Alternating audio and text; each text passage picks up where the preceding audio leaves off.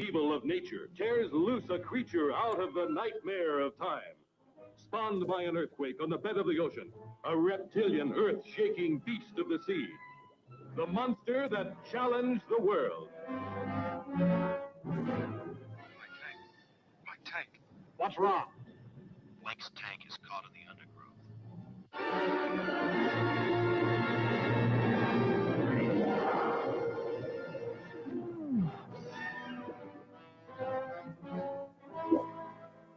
God!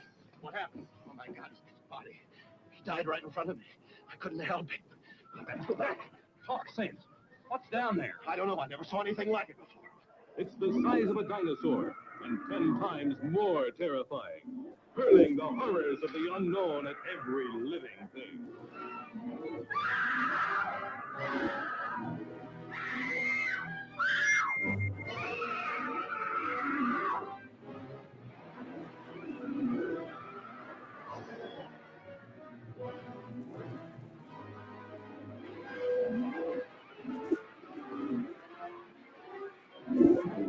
The most blood-curdling monster of the age.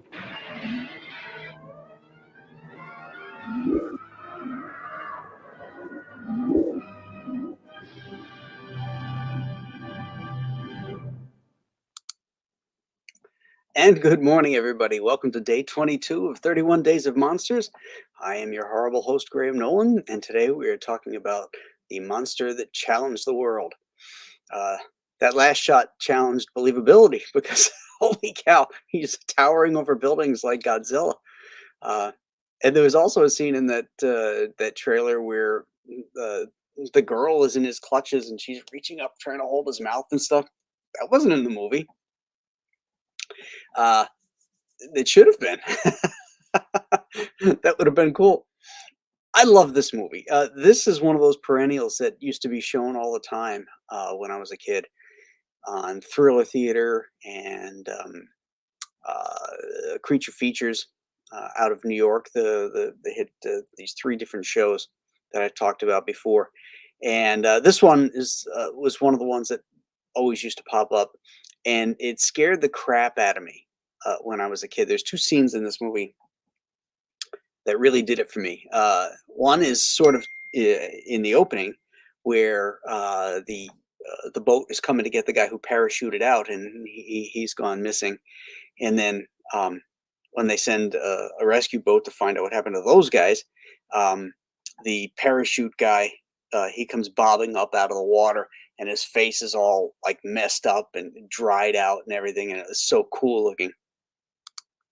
And then the other scene that really got me is when the divers are down underwater, and the one dude gets caught by the monster, and you see the pincers grab him by his neck, and it's a dummy head in there, and everybody he's all fucked up. He's like, it's just at that point in your life when you're 10 years old, and this is early 1970s, you didn't see that kind of stuff in these movies. So for me, it was like, oh, that's so cool, and there's not a lot of movies that show that stuff. Another one that was a perennial, and we've done this one before, was the monster of Piedras Blancas, which is sort of a low rent creature from the Black Lagoon, but it's got more gore. There's a sequence where the camera's down at like waist high, and you see this door open, and the monster from Piedras Blancas comes walking out, and he's holding this dude's head in his taloned claws and stuff. Obviously, sort of a dummy head, but that didn't matter when you were 10 years old and you looked at that. You're like, whoa, that's crazy. Fun, good cast in this. Who knew that there was this saltwater body, the Salton Sea, in Southern California? Evidently, that thing came about as part of the building of the Hoover Dam. There was a flooding in that desert area, and the lake maintained itself. Eventually, that area started to build up because of the lake, but the lake has no actual feed, and I think it's been shrinking and shrinking and getting more and more polluted. And from what I read, that whole area is sort of a wasteland now. as far as like settlements and stuff like that. They filmed it on a bunch of different places. Catalina Island and that water surrounding that area was a substitute for the Salton Sea. Um, Tim Holt is our hero in this, and he does a fair job. Uh, Commander Twillinger, Twill, as his friends call him, is kind of a dick. I gotta say, he's like a real martinet. He's very by the book, and um, he softens up when he's around the lady that he's interested in and stuff. But he is kind of a jerk, and he's a little jowly in this. Like whenever he's excited and he's yelling and he's like, afraid, like his jowls are like vibrating. Uh, but he does a pretty good job. Hans Conrad or Conried, who plays the scientist in this. If you don't recognize him, you certainly will recognize his voice. He was a long time stalwart in radio dramas, and most people would know him as a voice actor for Disney. He was the voice of Captain Hook, um, among other things. I can't remember what some of the other stuff that he did for Disney, but just a long time voice guy that's been around forever and actor. One of my favorite scenes is when they're going to head back to the base, and the Conried and Tim Holt are in a car, and they're going to drive there, and it's like the writer had talking about the Royale with cheese. He says, "You want to stop and get breakfast?" "Oh, I had toast and eggs this morning." "Oh, okay." You know, just toss away dialogue, which just seems so ridiculous. Um, Cracks me up every time. The monster itself is pretty cool looking, I think. Not very mobile, obviously, but it's pretty neat. I mean, if this thing, it's sort of a hybrid, I guess you'd say. They're saying it's this mollusk, uh, but it has a segmented body like an insect. So who knows? Maybe the radiation messed it up and changed it around a little bit. But I think that the monster looks really cool, particularly his mandibles and the mouth. There's a thing that keeps coming out of his mouth that looks really really cool. Um, I wish we could have seen more of the shell, because it seemed like for years when I watched this thing, I didn't realize it was a shell that he was in, like a snail. Um, so they should have made that a little bit clearer. Uh, there was something else. What did I talk about? Well, maybe it'll come back to me. The two scenes that I described where the guy had his head pinned. Oh, I'm not frozen. Oh, there we go. Um, we had his head pinned, and then the body coming up. There was another scene where the creature comes up out of the water, and they poke its eye out with a shattered oar or stick or something like that. And it's just so gross how the eye just bursts and all the ooze comes out. Yeah, that's another scene where you don't see that in those old movies, but it was really cool. So I hope you enjoyed this one. I know you've enjoyed it more than what was originally scheduled, so you're welcome for that one. And for the 29th, I figured out what we're going to watch for the 29th. It's going to be 1973's The Wicker Man with Christopher Lee. So, jot that one down. All right, let's say good morning to everybody. See who's in here. Cigar Gangster is the first one in the chat. He says, good morning, everyone. Fearless Freep is here. Dr. Mask is here. H for Heretic is here. Man of War 665.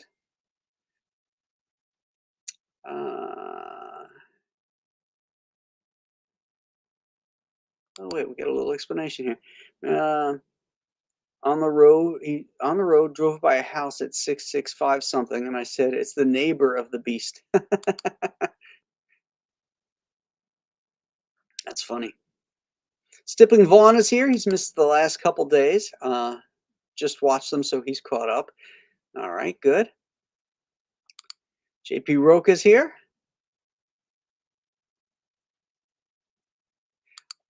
Dr. Mask ran into an 8 millimeter version of the Creature Walks Among Us at a comic shop. Looked cool. Wasn't sure what I would do with it though. Interesting thing you brought that up because I was sort of thinking about that one as a replacement for the 29th. And I did watch it on the Internet Archive, and I decided we are not going to do that one. It was not nearly what I remembered it to be. It had some interesting stuff, decent universal cast, but really a slow plot. Just it was a melodrama that eventually, or involves the creature from the Black Lagoon. But um, you could have taken the creature out of the plot, and it wouldn't have affected anything. So I nixed that one. Marcus Kelligrew is here. Good morning, Marcus. Whomever recommended Internet Archive for watching films yesterday, many thanks. I watched today's film on there, saving $4 from having to rent it on Amazon Prime. Excellent. I think it was Dr. Mask who had mentioned that. Dr. Mask says he feels this creature is creepy. I agree. Oh, here comes Rob Fellows. Let's see what he has to say today. Hi, Graham and mollusk mates. The temperature is just low enough to keep it from hatching. Hey, the thing from another world was 6 years ago.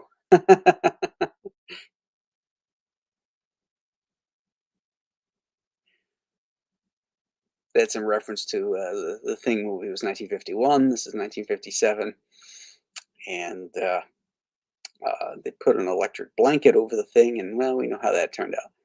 As soon as Hans Conried starts telling us about uh, the temperature thing, that damn thing is going off. That temperature is not going to remain constant.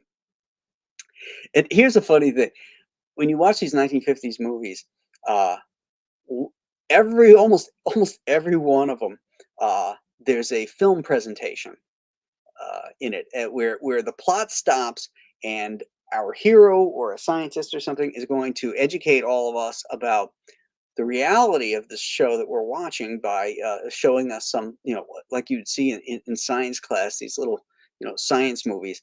In this one, it was talking about, the snails and how they're born voraciously hungry and their razor-like teeth. In them, you got the thing with the ants, and they're showing the armies, and they're coordinated, and this is why they can challenge the world. They could take over the world. And now that we've seen these film strips or film movies, it's to get us to buy into the ridiculous premises that they're throwing out at us. But it's just recently that I noticed that, which is pretty funny. It's like we all stop and say, and they just happen to have everything queued up, ready to go. It says, "Well, I have this film I'd like to show you." Okay, and they start showing it. Funny stuff. Keep your eye on that next time you watch one of these 50s things.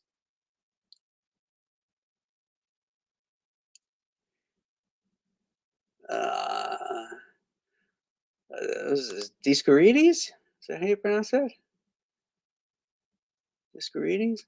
Is that hornworm thing that keeps eating my tomato plants? Could be. Is it voracious and have razor-like teeth?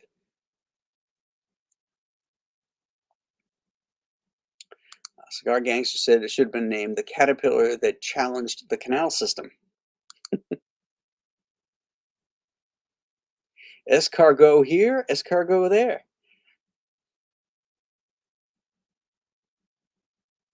Escargot to the Salton Sea.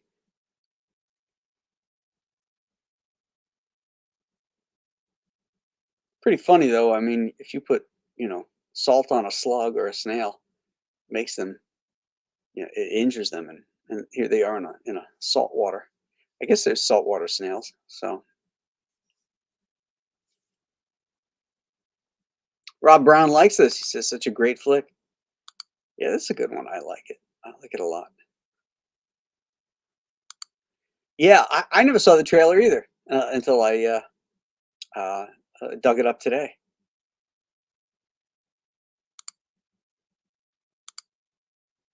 Uh, uh, oh, I know he told me Jatinder. The SG is initial. Jatinder. Says hello to everybody. Matt Cisco. Good morning, Graham and fellow chat people.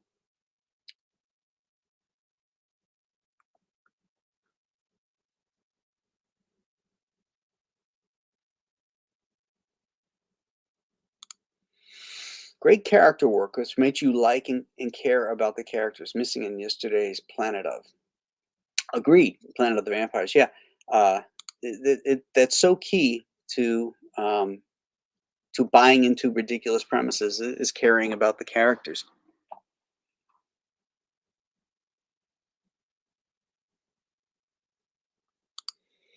It's a fun movie. Seems pretty gory for the time. Exactly. That first scene where the guy pokes the creature's eye out. Yeah.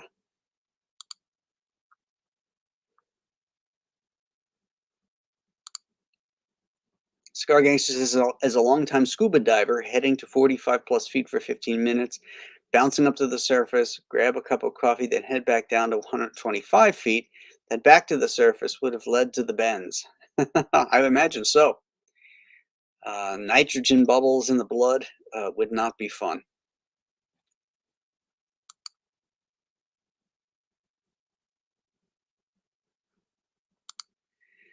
Was all aboard with the logistics for this ride till it came to the stringent safety protocols for the egg stasis tank versus a ludicrously poor supervision of a preschooler. One knob on a support post. Yeah, and maybe you're on a Navy base. Maybe have a guard. Just thinking out loud.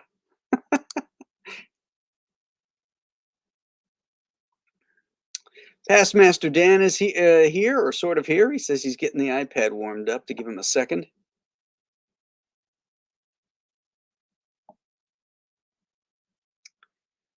JP says, yeah, the lake is getting much smaller. They have resort towns that have no beaches anymore. You know, when Hans Conried has that Life magazine, that was a real Life magazine, and there was an article in there about these shrimp that had showed up in this uh, lake bed that developed in the desert, and that was the idea that gave him, or that article is what gave him the idea for the premise of this movie. So that wasn't just any old Life magazine, you know. Again, it's educating the reader or the viewer in this case. Saw this one as a young lad in the mid '60s. Liked it. Didn't remember all the details, but I thought our hero could have used the fire axe. I know it was right there behind him too. Paulus Arts is here. Tim Holt had a comic series from 1948 to 1954. Hey, if you were in westerns, who didn't have a comic series?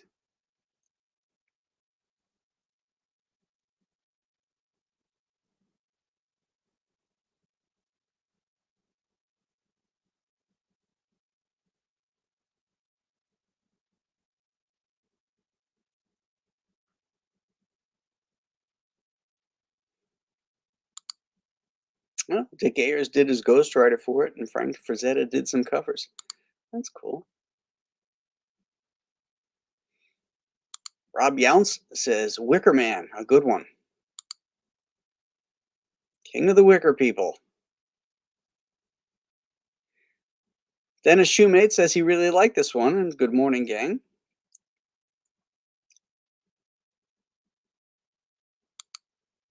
JP Roker wants to know if we're going to do a watch party this year. Absolutely. I'm just trying to figure out what we're going to watch. Here's a question for you guys. If we do a watch party on here, we have to pick public domain films. If we do a watch party on Amazon, we can pick any movie we want because they allow you to do watch parties. The only thing is you have to have an Amazon Prime subscription to be able to access it. So the question becomes, do we do, a shitty public domain film, and have fun making fun of that, or do we find something that's actually cool and watch that together? Let me know your thoughts on that.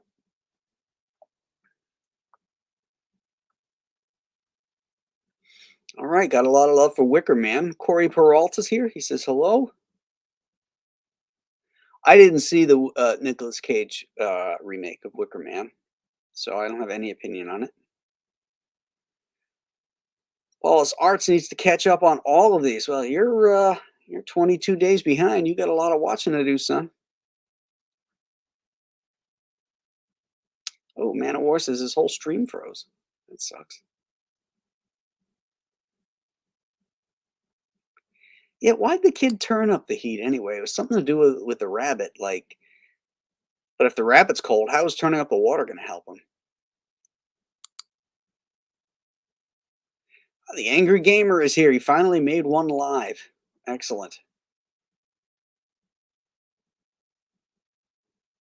Well, Marcus says that this was one of Tim Holt's last movies, and he just about retired by this time. Oh, okay.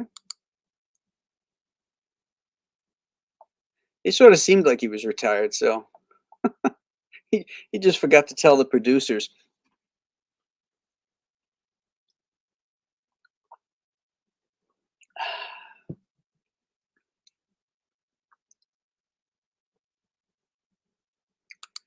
Mass says run over to Graham's website, sign up for his mailing list, and grab something cool like a copy of the Chenoo.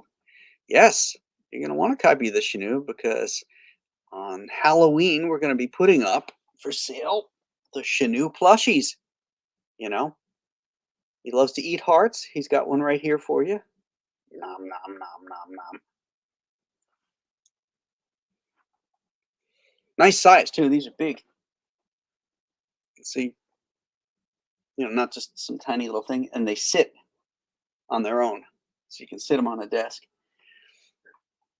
Very cool.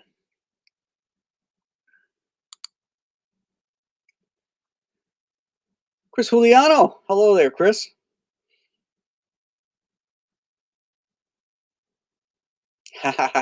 Here's my brother. Just popped in after a late gig when you and I saw the pilot pulled from the ocean with the bugged eyes. Yahtzee. Yeah, I talked about that in the beginning here. That just freaked us out.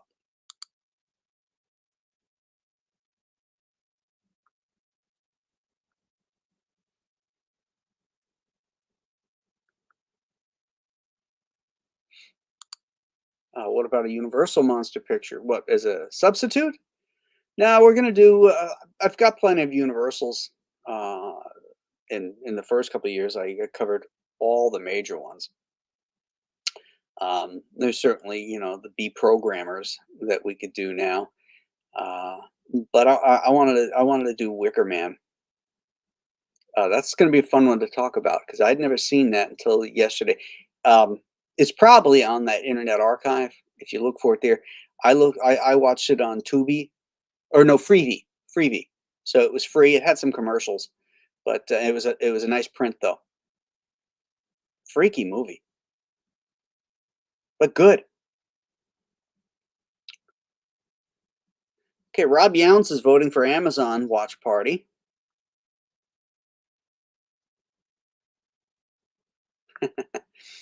Oh, so okay, so the remake is very Cage, very Nicolas Cage. Okay, well, aren't they all that he's in? Stein Helgheim, Hegheim, Stein Hegheim says hello, hello.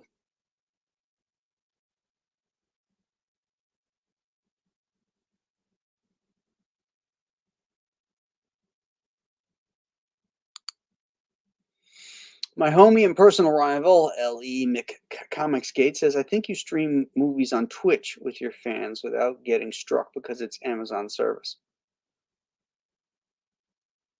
I don't know, maybe. I don't have a Twitch account. But on Amazon, if I choose a movie, there's a little button there that says Watch Party. And I can click on that and then send out invites. Maybe it goes through Twitch. I don't know. All right, so Stippling is saying Maybe do a watch party on Twitch. It's part of Amazon, so you won't get struck. I'll set up a Twitch account for this. All right, let me look into that. I'll look into Twitch, see what's going on there.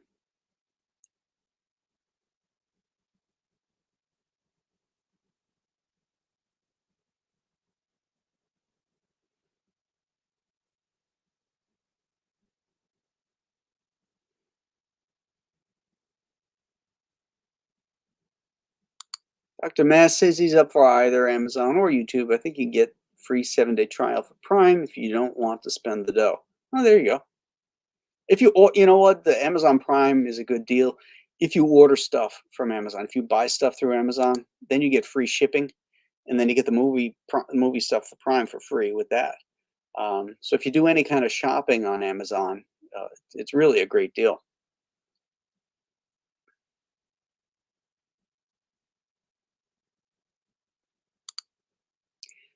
During the after action of the incident, when it was discovered the little girl caused the egg to hatch, she should have received a good spanking. Yes, I think the mother was just a little too indulgent for that kid. You know, like letting her walk around a top secret Navy base, touch things. Oh, Angry Gamer is about to reread Chanu. Excellent. It's a good time of year for that.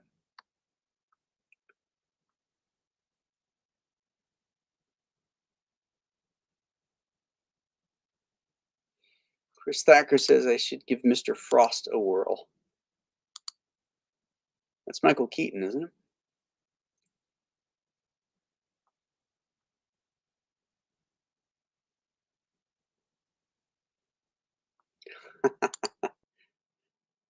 Edward G was the original G. Yeah, Johnny Rocco. Is this the end of Rocco?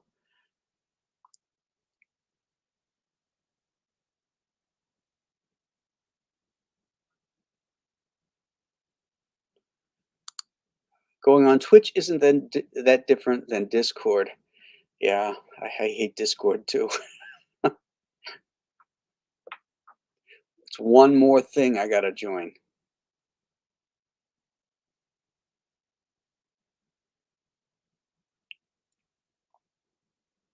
I do not secretly work for Amazon.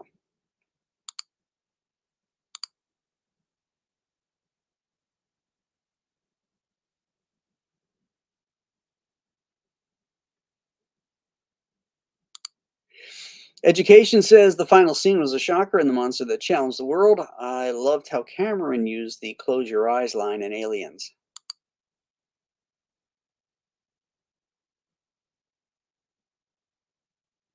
Oh, Mr. Frost is Jeff Goldblum. Okay.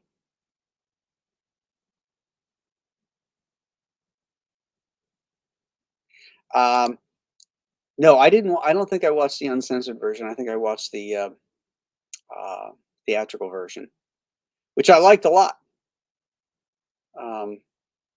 Sometimes I find that the PG-13 modern horror films are great uh, because they dispense with the extraneous gore and they focus on more of the uh, you have to do some of the uh, thinking about what you're seeing. I don't typically like in your face gore. You know, some movies are just it's just too much.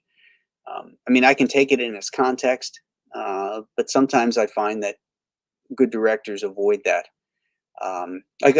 Julie and I were watching The Fog last night. Um, Carpenter filmed that specifically to get a PG rating, and he didn't. They still gave him a rated R. And when we watched it last time, I was like, I can't believe this is a rated R film. It's got so much atmosphere, and they don't show any gore. There's no nudity. There's no f bombs being dropped or anything like that. And yet, it still got an R back then, which is crazy. But that's a good example of a director, telling a story that is creepy without it having to be overly violent, or overly gory.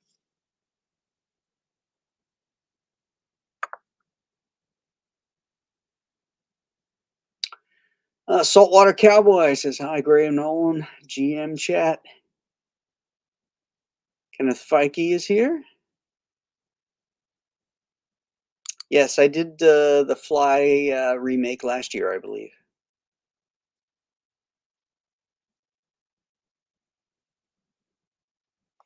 Master Dan says he feels Comicsgate is getting to the tipping point and our enemies are panicking. Run and scurry like the rats that you are. Yeah, another perfect example. Conjuring, PG movies. Great stuff. The kind of chills that actually make the hair in your arms go up.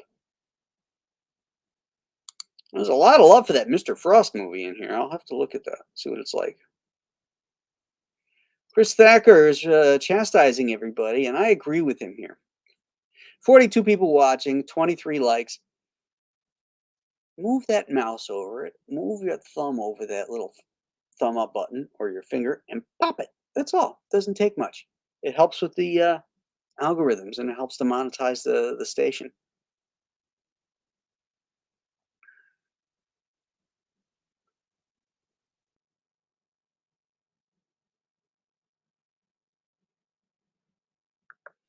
Okay.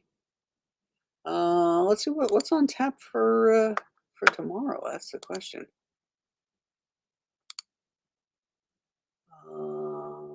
Let's see here.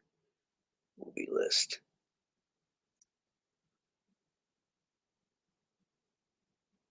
Ooh, okay. Tomorrow's a good one. Autopsy of Jane Doe. Yeah. I watched this on Shutter. Don't know where else you can watch it, but rent it if you have to, because it's it's a good one. It's a really, really good one. So tomorrow we will be talking about the autopsy of Jane Doe, directed, and I can't pronounce his name, but I'll try and work on that for tomorrow. But he's the same guy who recently did um, the Last Voyage of the Demeter. So it's got some really good scares. Oh, it's on Hulu. Okay, two. Man of War says he watched it last night on Hulu. Dr. Mass says you can get a 7-day free trial on Shutter. Okay.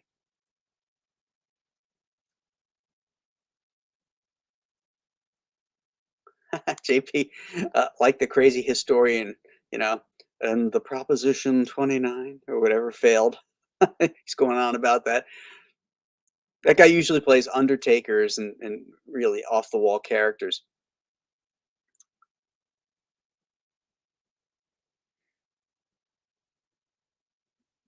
Yeah, The Fog is an excellent ghost story.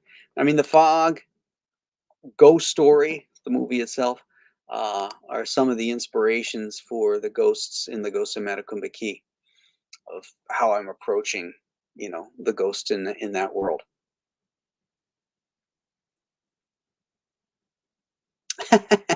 Saltwater Cowboy. Remember, kids, if you don't buy Gay Green Lantern, you're CG. Well, you're a hater, for not buying it.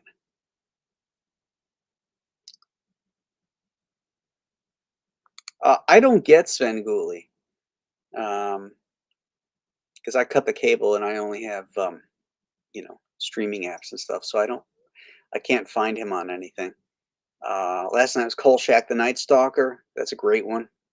We've covered that one before. Night Strangler was the next one. I think they're covering that next week. That's what I've heard. Oh, Jane Doe was on Tubi. All right, so you guys don't have to rent it. Whoa, whoa, whoa, whoa, whoa. That movie was horrible, dude. Tom Welling. That movie was terrible.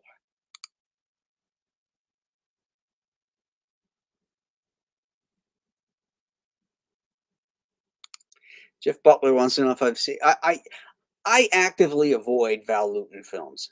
I haven't seen one that I really liked.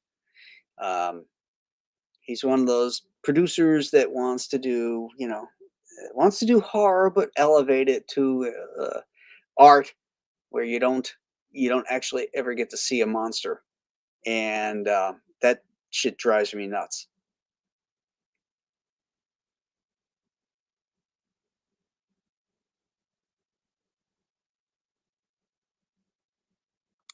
Yeah, I've made this comment before. His weakness is wood. He was also the first married superhero in comics. So there's that. Yeah, DC in their pandering decide we'll just take a character nobody cares about anymore and we'll do it. We'll turn him gay.